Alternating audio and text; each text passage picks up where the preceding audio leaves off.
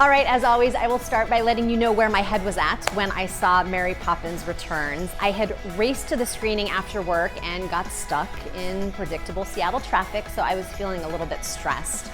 I wanted a full movie experience for this though, so I took out a second mortgage and bought myself a popcorn and some Milk Duds and a soda. And I have to say, out of all of the movies coming out in 2018, this was the one that I was looking forward to the most. I had incredibly high expectations because the original Mary Poppins movie was my very favorite movie when I was a little kid.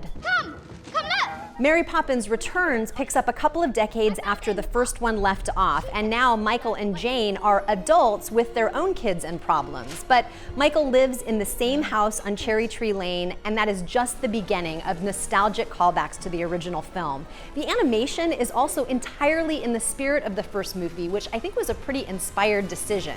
And look, it is hard to ever top Julie Andrews as Mary Poppins, but I am happy to report that Emily Blunt is practically perfect in every way. She walks that fine line between being regally poised and totally joyful. And when she starts to sing and dance, you're reminded of how unbelievably talented she is and how much of a mere mortal you are.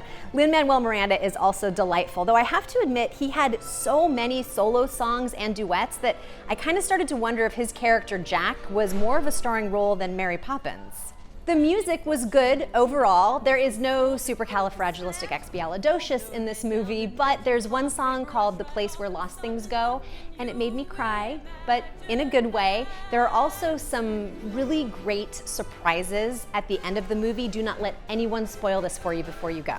But I have to say, when all was said and done, I didn't obsessively love the movie like I had expected to, and that kind of surprised me. So I did something I have never done before in terms of honest reviews. I watched it a second time to make sure I didn't miss anything, and I don't think I did. So my honest review of Mary Poppins Returns is 4 out of 5 umbrellas. It is beautiful and creative and magical. It just didn't sweep me off my feet like the original movie did, but again, I went in with ridiculously high expectations. So I think if you go in with reasonable expectations, you will love every minute of it.